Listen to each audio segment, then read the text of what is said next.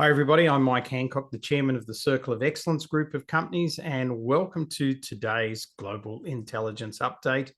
We are going to be talking about how to help and assist different people differently. So let me just get the presentation ready for you for today. And I thought I'd start with something controversial. I've got a few controversial things in this. So here they come for you. And as it loads, you will see we're all about helping different people differently. And because the world is full of different people. So what I'm going to do is I'm going to today give you a bit of a snapshot overall of how to understand and how to recognize different personalities very, very quickly. Now, if you look at this screen, I know having a photo of Donald Trump there is going to trigger some of you. Get over it. I put a photo of Jacinda Ardern up there. She triggers me. I'm over it. So we're all in the same boat there. But here we have four country leaders who are very, very different types of people. You know, Trump, Boris Johnson, Merkel, and Jacinda Ardern. So as we get into this, you're going to understand a little bit more about this and how it's going to add value to you and your business also. Feel free to chuck any questions that you'd like to in the chat. Christina says he's the only one I recognize. Pretty hard not to recognize Trump, right? He's like everywhere and will be everywhere for the next few months heading up to what's going on in America. But when you look at individuals, you've got really two axes that people sit on. One is people are either more task orientated, so they like to do tasks, or they're more people orientated. So at the extreme, the people orientated types of individuals would rather be out there with a group of people than sitting behind their laptop, whereas the task orientated people would rather be ticking boxes on their to-do list than having too much to do with people. Then we've got introverts and extroverts. Now, it's not always easy to tell who's an introvert and who's an extrovert. Just because somebody has a big personality and everything like that doesn't necessarily make them an extrovert.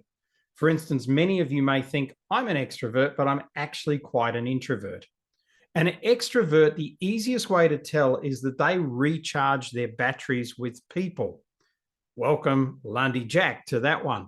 Whereas an introvert recharges their batteries by being alone or spending quality time alone. Christina says, I'm a true introvert despite what most people think. Absolutely, Christina. Couldn't agree more with that one.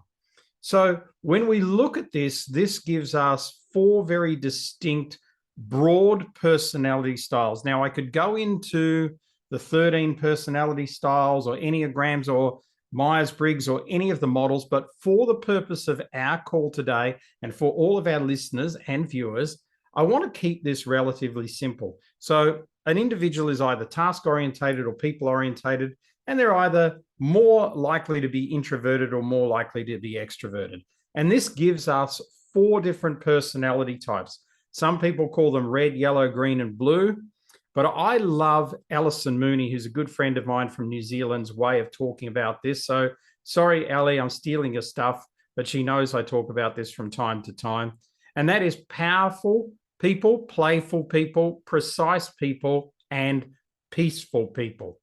Now, the powerful person, i.e. Donald Trump, is an extrovert, but is hugely task-orientated. So this is the type of person that is ticking boxes all the time and will blow through anybody or anything to get where they want to go. The playful person, Boris Johnson, bless his heart, he got us all untrapped out of lockdown because he wanted to have a few parties. So because he wanted to have parties, we all got let out of the lockdown jail. The playful person is very extroverted, but very people-orientated. Then you get Angela Merkel, who is what we call a precise person. She's very task-orientated, but she's also quite introverted. So these people are true analysts. They truly look at the world from an analytical point of view. And then you get your fourth person, Jacinda Ardern, who is very people orientated, but actually quite introverted, quite meek and mild. Jacinda tries to be powerful. That didn't work out so well for her, but also very people orientated. Now, another way to use these type of words before we get into this, and we're going to throw this around, as you know, because I always like to do that on the calls that I'm on, is we have some, with Trump, with a powerful person, they're what would typically our psychologists would call a driver. They're punching through things, they're driving, they're moving forward. That's their natural way. We are all a composite of all of these four things, but we have emphasis in one or more things that are truly our style. Whereas the playful person, they're more of the entertainer, more of the socialite. So they like to be with people, razzing it up, few drinks, etc., etc. The precise person, they are the analyst by psychological terms. They will look deep into things. And the peaceful person, they're the amiables by psychological terms. So what we're going to do is dig into this a little bit further. But before we do, let's go to the chat and let's see which one of these four things that you think that you are. So if you're on the call, if you're listening to this now, go to the chat and type in which one of these that you think that you are. So Philip says a precise. I'd say that's very, very true there. Christina says a precise. Yeah, okay, interesting. Okay. Stephanie says a precise peaceful. Yep, I definitely agree with that. Clarissa, a precise. From what I know about you, that would be totally true. Heather, a playful. Angela, a playful, powerful. Okay, so we're getting different people with different things here. Adela, a precise and peaceful, powerful at times. Definitely in that talk you sent me last week, very powerful in that. But definitely, I find you to be quite a peaceful type of person. I'd say that would be your major one. And, you know, Lundy is a playful, powerful, and I'm a powerful, peaceful. So I've got a bit of play in me, but I'm a powerful, peaceful. I'm like an odd juxtaposition. So it's sort of like having a very playful, precise person. It's quite unusual. So, okay, great. We've got some feedback there. Let's dig into the powerful. Here's Tony Robbins. He's definitely got a powerful type of personality. These people, their number one thing they do, and I fit into this category, is we love to be decisive. We like making decisions. We like having options. We like making decisions. Our number one thing that's the most important to us is we want to save time. So whenever you're working with these people, you have to allow them to make decisions and you have to allow them to save time. Moira, hi and welcome to the call. You say you're a precise. Yeah, I'd say that's fairly true too. You've got to give these people, when you're working with them, options. If you don't give them options, if you've just got one path you want to take them down, you'll often find that they don't like to be sort of put into a corner, so they just won't buy from you. They just won't want to deal with you because there's no options here. I feel like I'm constricted. Don't be rhetorical with them. So in other words, don't set them up to ask questions where there's leading answers and things like that. These people pick that in an instant and they really dislike it. And don't rave onto them and go into heaps of detail. Why? Because these people want to save time. Just get to the point. Why are you there? What have you got to offer? How's it going to benefit me? And what are my options? That's what we want to know, these powerful people. And these people demand action, right? So don't disappear and do nothing. Don't not close the loop. So, you know, when you're working for these powerful people, Chris, because you're on the call, that's why you've got to give constant feedback, because we go like all the time. It can be 5 minutes after we've given an instruction. We're like, what's happening? Why hasn't anything happened? Etc. So this is what you're dealing with when you're dealing with these type of people. Now, interestingly, this may either really empower you or disempower you. So if you look at the juxtaposition going back one slide, let's just go back a slide if we can. Oops, back 2 slides. There we go. If we look at this, the juxtaposition to the powerful is the peaceful. So for those of you that are on the call today and are listening in, who are identify with being more peacefuls, sometimes that powerful person is really going to rattle your cage because they want things done now. They're autocratic in their nature. They don't mess around. They can be sort of like in your face and things like that. To a peaceful, that's very difficult. So on and so forth is that for a powerful, a peaceful can also be very difficult as well. And for a precise, a playful can be difficult. For a playful, a precise can be difficult. So now that we're looking at that, let's move on. So if you're a peaceful, you may have trouble dealing with powerfuls. But here are the tips. Take screenshots if you want to of how to deal with these people. And I'm going to show you how to recognize these people as well. Now, let's have a look at our next one, the playful person. Here we go. Here's Paris Hilton, right? The ultimate socialite. And she's highly extroverted. These days, she's an amazing businesswoman. As a DJ, her fee for DJing is $1 million if you want her to DJ. And she's really good. I've watched some of her videos. Lundy and I watched a documentary about her on Netflix, and an amazing brain that came from a place where most people thought she was very dumb, but those people were totally wrong. So as a playful, these people have high values on social interaction. They love to dream. A playful person loves to dream big. If you talk to Lundy, she's got big dreams. She sees the world in a big way. She doesn't see the micro. She only sees the macro. They have big ideas as well. Lundy often says to people, Mike wants to save the world, whereas I want to take over the world, right? So it's those type of ideas that float through these people's mind. These people need to have social time. I definitely cannot say to Lundy, let's just chill on the weekend and lie on the couch, right? Occasionally she likes to do that, but if I try that more than once or twice in a row, she needs social time. She needs people. She needs to be out connecting with people. That's what you have to do with these people. So you don't try and conform them. These people are like juggling jelly. You cannot put them in a box. You cannot hold on to them. They have their own agendas, okay? They're going to do their own thing. So don't give them rules or regulations. If you give these playful social people rules or regulations, guess what? They're going to break them just because they can. And these people have a network. So, they want to be out there with their network. They want to introduce you to their network. They're going to connect you. So that's the overview of these playful people. So how do you support these people?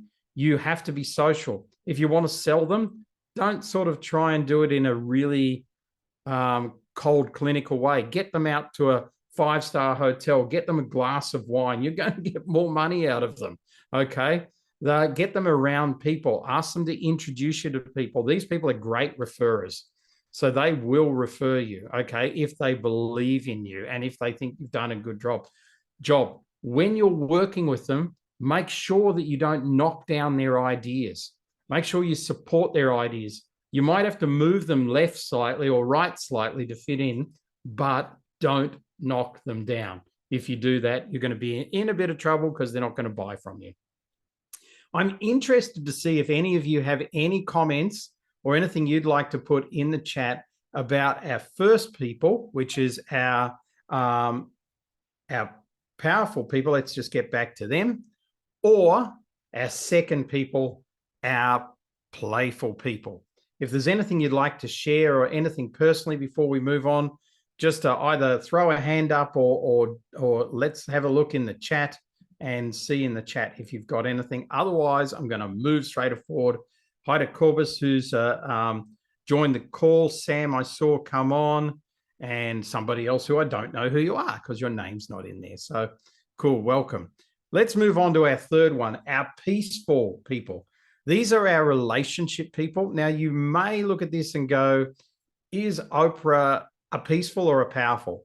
She's a peaceful person first and a powerful second, okay? She's very relationship orientated. She couldn't have survived in that type of show dealing with the things that she dealt with if she wasn't very heart-centered and relationship building. It's very tough for somebody like, could you imagine Donald Trump running the type of show that Oprah did? It'd just be a mess, right? He's just not that connected to his heart. Whereas somebody like Oprah definitely is connected to her heart. Could you imagine Andrea Merkel, Chancellor of Germany, running that type of show? It's not going to work, okay? So those people can run shows. Trump ran The Apprentice. It was a great show. There's no doubt about that. Andrea Merkel could run a business show. There would be no doubt about that. But a show that's very heart-centered, you have to be a peaceful type of person to do that. These people put relationships first. Okay, so relationships are incredibly important to them. So often when you meet these people, the first thing that they talk to you about are relationships. You have to take longer to build a relationship with these people. You can't just jam straight into business. They're not going to like that at all. They're going to push back. They're going to find you to be overbearing, pushy, all of those things. They'll have a genuine interest in you, which is great. And they expect you to have a genuine interest in them as well. So you can't rush them at all. Things will happen on their time. You can give them deadlines and things like that. But if you start to rush them first up, you're going to get pushback. You're going to get them avoiding you. You're going to get ghosts. These people are the ghosters, okay? Because when they feel uncomfortable, they'll naturally ghost. So they're not going to tell you to bugger off, because that's what the powerfuls will do. They're not going to just go and focus on socializing with you because that'll be more fun. That's what the playfuls are going to do. These people will just disappear and you won't know where they're going. These people need some constant reaffirmation that they're on the right track, that their ideas are good, that they're heading in the right direction, that they can do things at their own pace, that, you know, it's not going to be too overwhelming for them. Now, these people are very culturally sensitive. They're very nostalgic, and they desire intimacy. You know, these are the type of people. There's a lot of these people in New Zealand where, you know, I come from. So, and we always laugh when I do these type of workshops and I talk about them, because I have a lot in the audience. And I say, I ask them things like, who here just couldn't get their head around when they changed the All Black jersey, which was probably 10 years ago now. And you just see a show of hands in the room and people will just get into discussions about, you know, I just couldn't get my head around it and it looks so bad and everything like this. Whereas powerful people just go, we need to change. Let's just do it. Okay. But these people are so nostalgic that any of these changes are just really tough for them. So you have to nurture them quite well. Let me just go to the chat and see what everybody's saying in the chat, and then I'll move into our fourth one here that we're going to talk about today, which of course is the precise. So Moira says early conditioning has a huge impact. That's true, but this is also about what you naturally are, Moira, not what you've been led to become. So I don't know if I can help it. I just have it built into me that I'm more a naturally powerful person. I'm trying to become a more peaceful person. So Moira says, I'm actually a closet powerful playful. And this is the thing that you have to identify in yourself. I cannot just sit back when I see things like injustice and not do things about it. I cannot be on a board meeting and just watch everybody talk even and not have an opinion.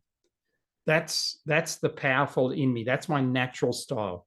But as I get older, I try and be more peaceful, more relational and things like that. This is more learned behavior for me. Philip says, I can see the challenge for precise working with powerful in terms of speed in arriving at a decision. How true, Philip, but what you can do with a precise, because they love facts and they love data, is you can give them timelines and timeframes to come to a decision. And that works very, very well. For me, I don't have a problem working with powerfuls at all, but or with precises at all. But when I was in my 20s, I had a real problem working with peacefuls. I was financial planning at the time, and you get people into your office and they'd want to talk about the photo on your desk, or they'd want to show you pictures of their dog and things like this. And I mean, can we just get down to business, right? We're here to do business. So, in the end, the only way I could deal with that was actually as soon as I identified somebody was peaceful, I'd just refer them on to somebody else in my office and let them deal with them, because I just didn't have the time. So still in my life, I never have the time, and that's just what powerfuls do. Time is their greatest thing. But as those of you that are on the call know that are peacefuls, I can actually be quite peaceful as well. And I love the testimonial that Dr. Samantha from Western Australia gave me once. I don't know if you know her, Christine. And it's on our testimonial reel on YouTube, where she says, I was really scared of Mike at first because she's a peaceful, and I was just too overbearing for her. But I've even toned it down since she joined us. So that's cool, Philip. Thanks for that comment. Angela says, playfuls have a willful dissidence if rules are unjust or cause unnecessary turmoil. Yes, I agree, but playfuls also just don't like rules, full stop, period, right? They like to push the boundary on a rule. The playful is the person that you say, we need to be at that party at 8 o'clock, and at 5 to 8, they'll still be getting dressed. That's not Lundy, by the way. She's amazing with that stuff, but I know a lot of playfuls that are like that. Heather says she relates to that. Moira says, mistake, I'm peaceful with a closet playful. There you go. You were still like that when I met you, very dismissive, I'd say, rather than dominating.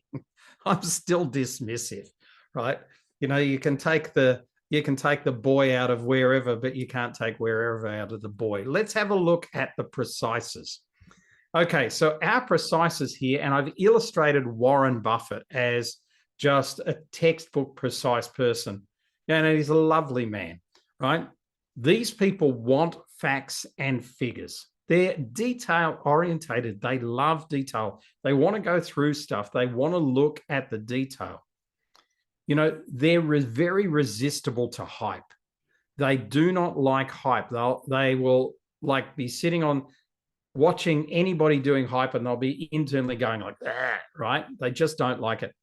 If you give them any BS at all, if you fudge a piece of statistic or data, they will find you out, and you will never, ever have their trust again. Their trust will be gone straight away. They need proof. They're going to take time to decide. And of course, they're going to be clear and concise in what they say to you, but it's going to be detailed. Sometimes you're going to get emails from these people and you're just going to go, oh, do I really have to read all this? Okay, that's their nature. So the interesting thing is, can you groom all of these people, or should you just be trying to deal with people who are just like you? The answer is you can groom all of these people, but you are going to have natural people that you warm to. I remember going to a sales call in my financial planning days with a very new financial planner. And he asked me to come along. He said he was scared of this guy because the guy was overbearing. And I went in, we shook hands with this guy, and we sat down at his desk, and he was a powerful.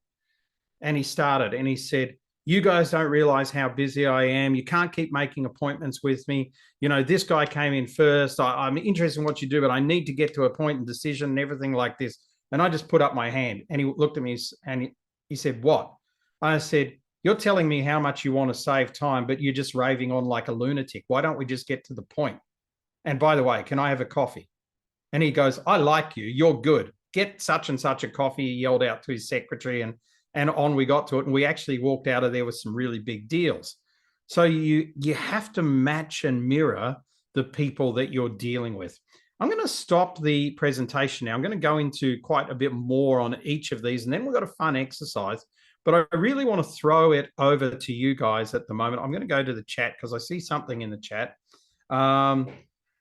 Yeah, but you know it doesn't work for you being dismissive. Actually, it does sometimes. Everything has its place, Moira, but not dismissive with people, dismissive with pains in the bum.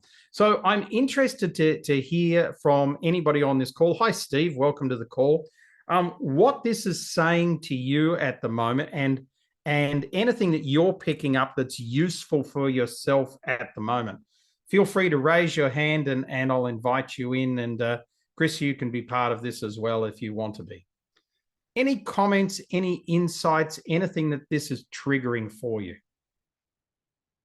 Oh, hi, Renk. I see you there. It's lovely to see you. Oh, you must be the person with the really long address there. It's great to have you on our call. For those of you that don't know, Renk was one of our original Circle of Excellence members. My guess is he was in the first 20 Circle of Excellence members that joined us in 2011. In Cape Town, I believe it was, or might have been Johannesburg. I can't remember which. So throwing it over to you. We've got no feedback whatsoever. Everybody's happy for me to continue. So that's exactly what we're going to do. You can feel free to put something in the chat. Oh, hang on. We've got somebody here. Who was that? I saw a little sign in the chat that said me. Christina, go. Sorry, I couldn't find the little hand signal to put it up. I'm just curious. Going through them, a little bit of all of them felt like I could relate to them, but when it came to the precise, I could relate to every single point. So is it possible to be dominant in one area, but have a little bit of all the others? We'll all be, if you took 100%, you're rarely going to find a person who's 25% in each of the 4 quadrants. You're probably going to find a person who's 45 or 50% in one quadrant, which is what you're resonating with. And that's what makes you dominant in that area. But you'll have aspects of all of the others. It's very interesting that when people get under extreme pressure, they go to the diagonal opposite. So the powerful people will become very, very relationship orientated when they're under extreme pressure. They will just build relationship. The playful people will become incredibly precise. I know I've seen Landit a couple of times where she goes intimately through every detail of a contract that we're doing. Whereas I'm just like, yeah, it looks good. Let's just go with it. She'll go through every detail of it. So, and same, the precisiveness of you on the call, when you get under immense pressure, you're probably going to throw your toys out of your cot, grab a few friends and go and get drunk, right? That's what happens. You become immensely playful. You'll be the ones dancing on the bar. And the relational people, they'll just go, that's enough. I've had enough. You're going to do this. You're going to do that. And they'll become incredibly powerful and dictatorial. So yes, Christine, we're going to have a bit of everything in all of us. Okay, I saw a dealer there in the chat. It truly is most useful to have this insight, especially to not only know the different types, but to match and mirror them to build rapport. Look, honestly, what I'm going to share with you next is how to try and identify them very quickly. Because when you can identify them very quickly in the first minute or so of meeting them, then you can match and mirror them. And that means you're going to build a bridge to them. And so often when you don't do this stuff, you find, okay, I've got this big deal. This is the deal of a lifetime sitting in front of me, and I can't reach them. I can't connect. This is the stuff that's going to get you connected. Steve says, using these techniques in sport a lot. I'd be fascinated for you to give an insight on that, Steve. Fascinated by the personality profiling, all with roots in the I Ching, 100% right. This is 100% from the I Ching. And the key is in team dynamics. We're going to talk about that a little bit more. Steve, I'm interested in a comment about how you use these techniques in sport. And you're on mute. There you go. Sure. Hi, Mike. Hi, everyone. So I think what I found to be very interesting is that within a team context, you've got all of these kind of this mixing pot of like different personality profiles, and different people come to the fore at different times in a game, right? Because sport is like a mirror of business, but just over very much like an intense period. And you're never going to be on top for the whole game. You're always going to be kind of going through these like waves of, you know, when you're in control and when you're dominating and when you're on the other end of that spectrum. And I think obviously it's when when things are not going so well, both in business and in sport, when you really find the true characters, and that's where you need your leadership. So I use it a lot for distributed leadership models. So you want to empower your relational type people to be able to step up into solving problems before they become big problems. Or you want your people that have, strategic analytical kind of thinking to be able to make a call in real time, more rather than waiting for your coach to change the tactic because it's not working, and so on and so forth. So yeah, there's a lot to share on that front. Great insights. And it's very interesting because when you look at that, because I love how you say this. I've heard it come from you a few times that sport is like a compressed business, right? I love that saying. And you're very true, right, with that. By the way, we met somebody you'd know, Garrett, up in Joburg last week, who's very involved in hockey, South Africa, as you know, and he said to say hi to you. Thank you. And it's interesting for me when you look at who a coach will choose to be the on-field captain of the side. So if you look at Sia Khaleesi, the captain of the Springboks, he's obviously a peaceful, right? He's obviously incredibly relational. And even if you watch the documentaries that are currently out in South Africa on the Springboks, you can see that he's very relational.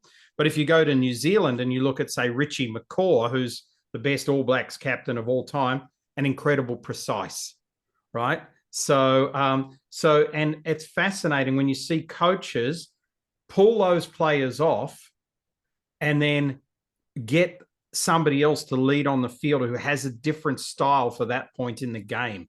And I find that fascinating, Steve. And maybe that's something, as we're watching sport now, we can actually see who's directing that. Like I watch a lot of cricket, and, obviously you've got the captain on the cricket team, but then you'll see a very powerful bowler. I'm watching the IPL at the moment, and there's Bumrah, who's probably one of the best bowlers in the world at the moment. He's obviously a powerful. No captain tells him where to set his field. He sets his field, right? So it's very interesting to see how that turns up in sport. Thanks, Steve, for that. Really good insights. Adela says, in learning this, how do you handle this in a group format? What a great question. You handle this in a group format by understanding that the people that are putting their hand up and giving input all the time are most likely to be the powerfuls and the playfuls, right? Particularly the powerful. They want to stamp their mark. They want everybody to know how good they are, et cetera, et cetera. They're not often the smartest people in the group. Sorry about that, Mike and Trump, but they're not often the smartest people in the group. It can be the really peaceful people who just say nothing, who sit back and watch, or the precises who literally sit back and take notes, who are the smartest people. So it's very good to identify that so you can bring those people into discussions. And you often find when you entice those people into discussions, they often have the best insights of everybody. So that's really useful. Thank you, Moira, for that. In teams, great for distributed leadership models, strengths-based approach. We've talked about Steve. It was in Joburg, Rink says. Can only chat, by the way. Yep, so no problem at all. The crux of theatre, where people go when under big pressure. Yeah, absolutely, Moira. Can we look at what we, whoops, I just lost that. Can we look at what we contribute to team? Moira, feel free to just expand on that a little bit more if you're comfortable with. I don't really understand the question, so just unmute and let me know what you mean.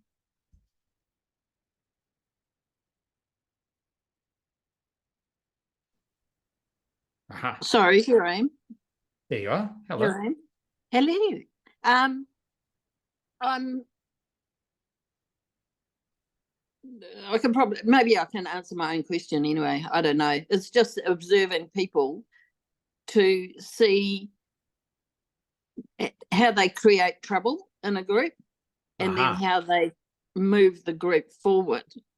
That interests me, and it's good for me to see that with other people, but sometimes I can't see it for myself. I think it's a really good point. And, often you're in a group, if you're in a team working with people, you'll see a powerful person try and take charge, try and direct the team, tell everybody else everybody's wrong. I've done it myself a few times. I can't help it. I do it on boards all the time. I listen, I bite my tongue, and I go, that's it. Now I've got to say something, right? So you do get that person. Then you get the playful person. They try and hijack the board, and they try and distract them. They're big distractors in teams. Like, let's go to the pub and talk about this and all of that sort of thing. The relationship people, the peaceful people, they're always trying to be the peacemakers. And sometimes in teams, it's not wise to just have peace all the time. Disruption is a good thing in teams. So it's not always good for everybody to get on. And then you've got the precise people. They'll wait to that one moment, then they'll put up their hand. I've been on a board for 3 years with one, Dr. John Mollador, somebody, some of you may know him. And John's he's a sweetheart, right? But he's a doctor in psychology, which doesn't also help. He'll put up his hand and he'll go, Clause 17.3 of the governance of the body says this. What you all have been talking about is outside that. We're all going, Clause 17.3, how does he know this stuff, right? And we've all got to go and look at it. And so they disrupt by being factually correct, but it may not have any use to the overall thing. So what you've got to try and do as a team leader or working in a team is you've got to try and keep the balance here. And all good teams are balanced. So with the powerfuls, you've got to say to them, okay, thanks for saying that, Mike, but let's give somebody else an opportunity to bring something else up, right? And then you'll deflect to somebody else. With the playfuls, you might say, I think it's a great idea that we have this fun and joy and all draw pictures of elephants on the paper, but let's just solve this point first. For the peacefuls, you say, I'd like to see where this goes a little bit more before we try and bring everybody together on it. It's those type of things. And with the precises, you might say, you're factually correct, but we're talking about the greater context here. So let's talk about the context and bring in the facts later. Yes, Moira. Oh, there's my question. Here's my real question, is about people who are precise and whatever your word is for relational. Yeah. What's that word? Peaceful. Peaceful. Because people can be peaceful. Like, I'm very relational, but I'm actually not that peaceful. I wind people up a lot and I do it deliberately. But peaceful can be peaceful and precise. And you're saying precise is about the facts, but people can be about having it accurate and relational. Absolutely. Do you agree? And the precision can be around what's being observed, like dynamics rather than facts. Well, wouldn't it be great if every team worked by having brilliant relationships, precise facts and data in the team, a bit of fun, and somebody strong to lead it? That's the ultimate, right? Okay. In that case, I'm not any of them. I'm that one. I'm the idealist. I've got it. Yeah. You're absolutely right. Absolutely right. We're all hopefully idealists, and that's why we're here and not working in 9-to-5 jobs. Hello, Shazar. Lovely to have you on the call. I'm going to head back to the presentation now, just because I don't want to run over. So let's just wait. You can see the screen now. I'll just go. Now what I want to talk to you about, now that we've looked at powerful, playful, peaceful and precise, I want to show you how to recognize powerful easily. Now, if you have a look at the photo firstly, and for those of you that are listening to this on audio, I'll just explain it. When you shake a powerful's hand, they will always try and roll your hand over and be on top. It's instinctive in them. I don't do it because I've learned otherwise. I possibly did it in my early 20s, but the powerful will have a strong grip, but they'll sort of always try and be on top. If somebody's going for the top place, you already know they're powerful, even if they're saying something totally different, right? Their body can't help but give it away. With a powerful, everything has its place. So if you're meeting them in an office, they will basically have very few things out. What will be there will be in its place. It'll almost be austere, right?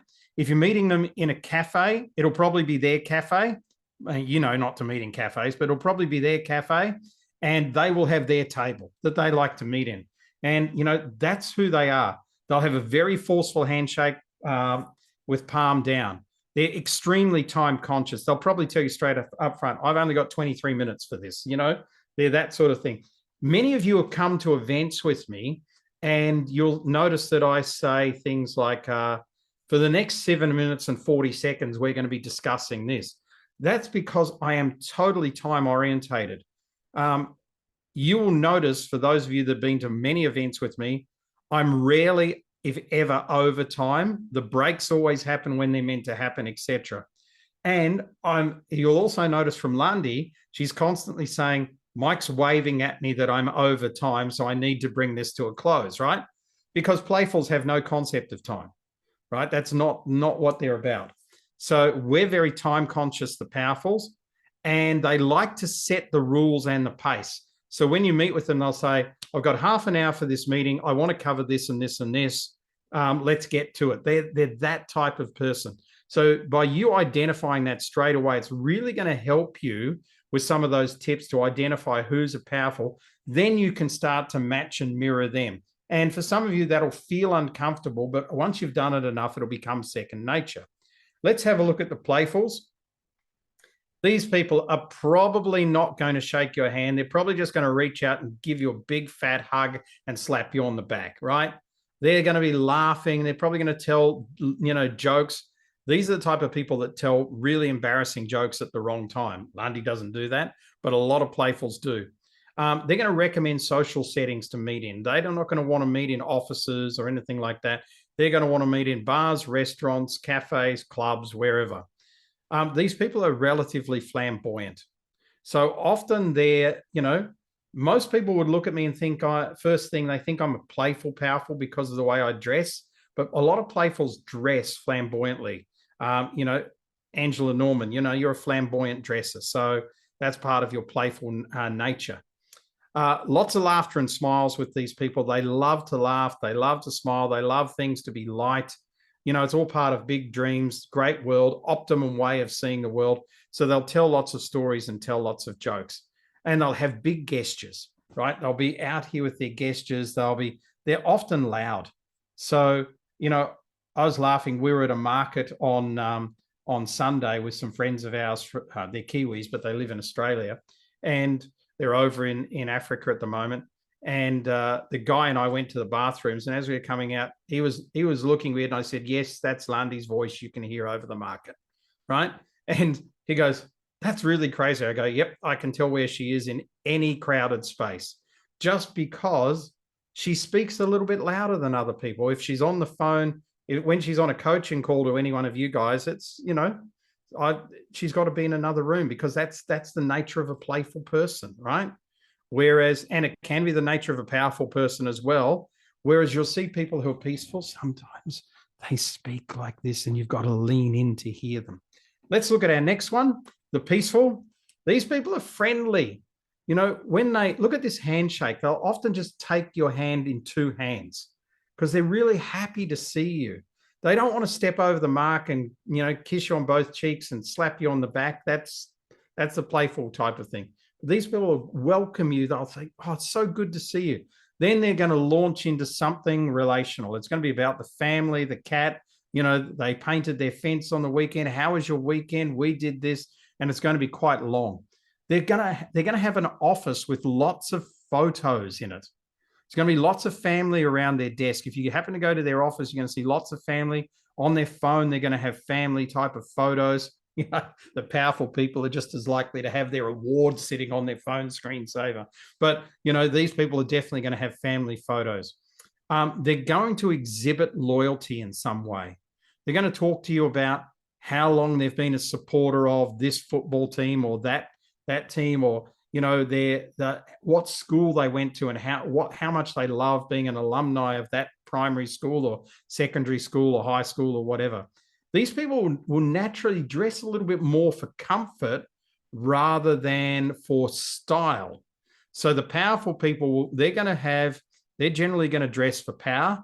The playful people are going to dress to be seen. These people are going to dress a little bit more for comfort. Okay. So they're going to put that first. These are some good ways of recognizing these people, firstly. And they're going to want to build relationships. They're going to have good eye contact, and they're going to ask questions. They're going to be very quiet when you speak. So they're not going to butt in. So just have that awareness. Let's look at our fourth one. Our precise, this is how you recognize them. Look at the handshake. Sometimes precises are so introverted that they offer that sort of just offer their hand. They're just like, just get this handshake over and done with. I really don't want to touch you, right? So they're quiet and sometimes quite staid. And, you know, for those of you that don't know what staid means, it means they don't move a lot. They don't give a lot of reaction. They don't interact a lot. They will ask data points. So if you're talking about your product or service, they'll ask for, like, how many people have used this before? What percentage of people do you think get that type of result? Do you have any data on that? They'll ask that type of thing. Lots, you'll notice their office or their world, they'll have lots of graphs and charts around them, lots of big textbooks, that sort of thing in their office, lots of reading material. That's generally the thing. They can be relatively slow and steady. Slow and steady wins the race as far as I'm concerned. And they can be a little bit messy as well. So Moira says, limp fish handshake. Yeah, well, I didn't want to be that rude. I found a photo of a fish with somebody shaking their hand. That's not really what I mean, but it's because that sort of says that the person has got no substance. These people have got a lot of substance. They're just not very touchy and feely. That's just not who they are. So from that aspect, here are 5 or 6 points that help you recognize them. A little bit messy. They can be, you know, a little bit wild in the way they look too. Often they look a bit Einstein. Einsteins are precise, right? Lots of charts, lots of books around them, bit slow and steady, lots of data points, and can be very quiet, but don't underestimate them. Okay, so there's some ways of recognizing people. So now there's going to be a test. So I want you to go to the chat. I see a couple of things in the chat, so let's jump in here. Rink says, which just reminded me of the fish slapping dance by Monty Python. That sounds exactly like something you'd love, Rink. Heather says, definitely have to moderate speech speed when dealing with the precises. Absolutely, particularly for me who talks super fast all the time. So now we have a test. There's going to be a test coming up. Here's the test. Let's have a look firstly at the Beatles. So can you tell me, because there are 4 very distinct personality types, who was who in the Beatles? As you're thinking about that, this is what you need to know about the 4 personality types. Firstly, you've got to decide who you can work with and who you can get results for. I believe these days I can get results for all 4 personality types, but back when I was financial planning, I realized that I was definitely okay with 3 of the 4. The 4th one I avoided. By understanding this, it makes it easier for you to match and mirror, therefore building rapport with people, because it's not important who you are. It's really important who they are. When you're dealing with any sort of client, when you're building a business, strategic partner, alliance, supplier, it's not important who you are. It's important who they are. Just because they supply you, don't expect them to be as emotionally advanced as you. So you've got to take the upper hand. Great teams are diversified, and we talked about that. And it's really fun to understand others. So let's see. Let's go to the chat here. What sort of personality was Ringo Starr? What personality was Ringo Starr? Let's see what people are saying. Precise, powerful. Oh, Stephanie, all of them, right? Okay. Let me ask another question then. Which one was Paul McCartney? And by the way, I'm not thumb-sucking this. There's been deep studies into this.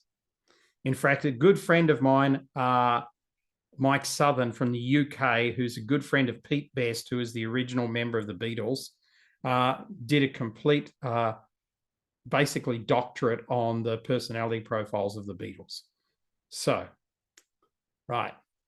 So I can see we're all over the place here. So let me give them to you.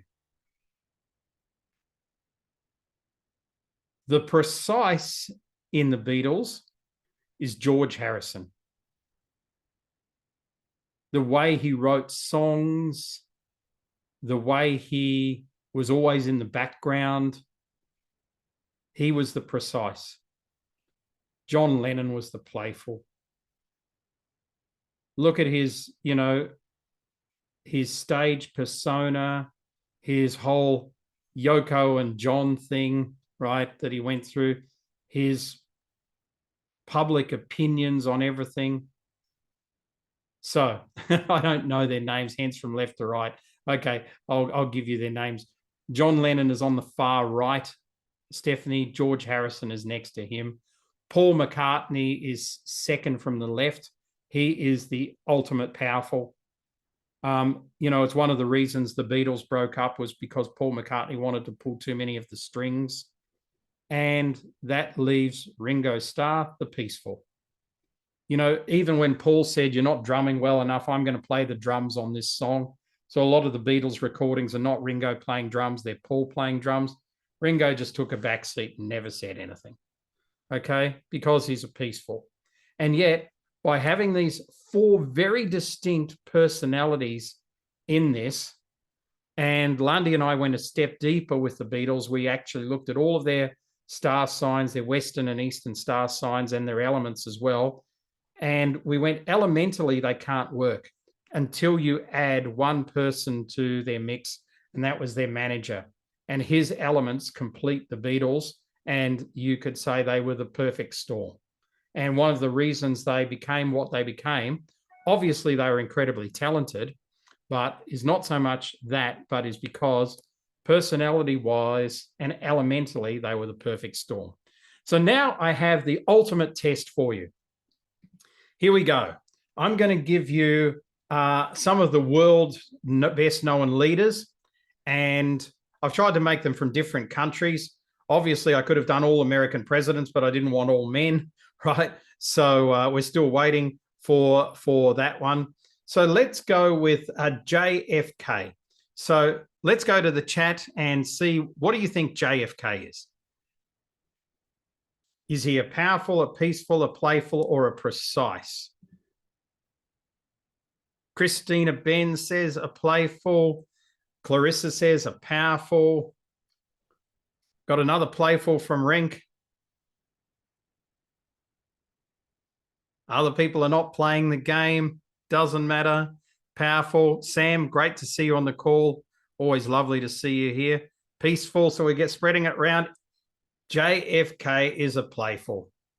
So many parties, so many social events. Him and Marilyn Monroe, hello. Steve, lovely to see you on the call. Great to see you as always. Let's go to the next one. We might just get a couple of takers on this one. This is Helen Clark, previous Prime Minister of New Zealand. So I'm going to rely on Philip and on Moira to guide this one. What was Helen Clark? So can we get a powerful, very interesting? Yep, very interesting. What else was Helen Clark? Does Philip have anything? A peaceful? Okay. Helen Clark is actually a precise. Step by step. She came across as a powerful, it's her backup. But every bit of her policy was tick box, properly done, no holds barred. Everything was done by the book. I met Helen Clark a couple of times. She's very introverted. Remember that a powerful is not introverted. They're quite extroverted. So let's go to Barack Obama. What is Obama? Let's see if we can get those ones out. The next two should be... I'm not going to say what you said there, Christina, but, it's very funny. That's for sure. Powerful or powerful. Shazad's laughing. We can say this is why I didn't put Trump up and said, what is Trump? Because I would have got some great answers there. Or Joe Biden. You notice that I didn't put that. I love what was said recently. Reporter said to Joe Biden, are you going to debate Donald Trump in the presidential elections? He wants to debate you.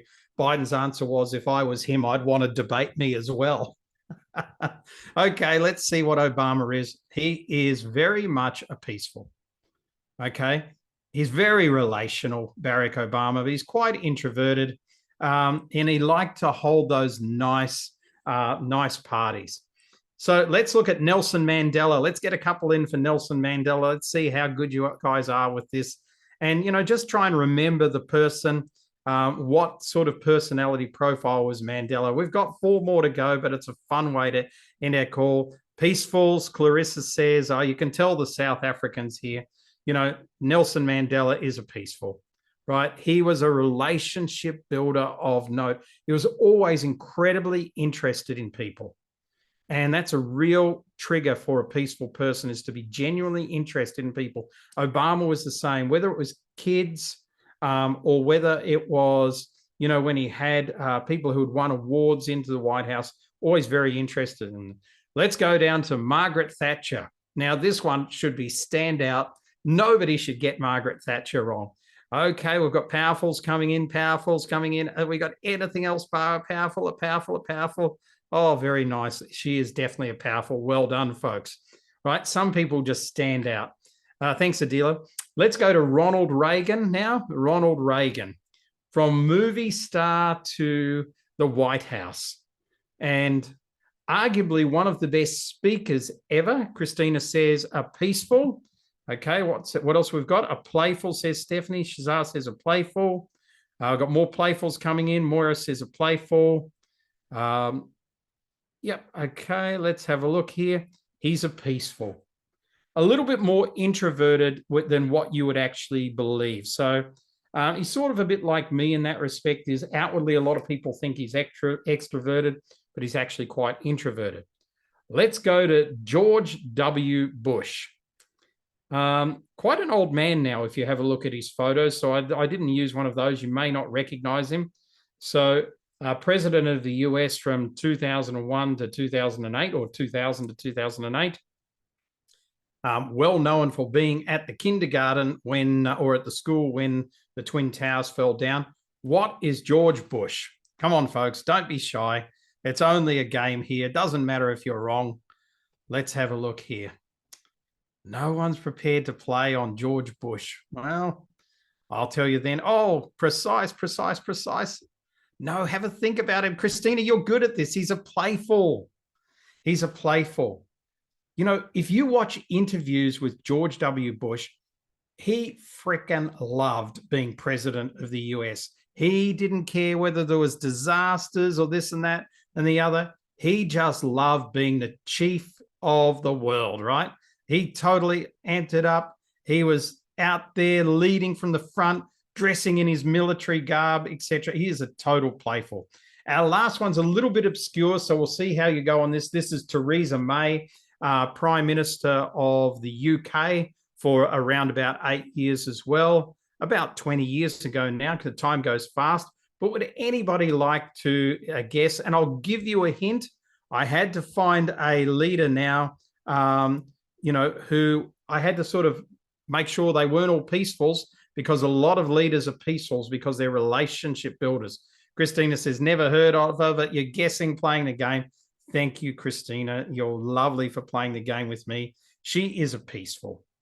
If you read anything about Theresa May, they will say that she's a tremendous relationship builder, that she was incredibly introverted, and her family were very dear to her. So there we have it, folks. And I wanted to illustrate this as a place to end by just leaving this slide up, because even though these are the leaders in our countries, and many of them very good leaders as well, they are all come from all different types of personalities.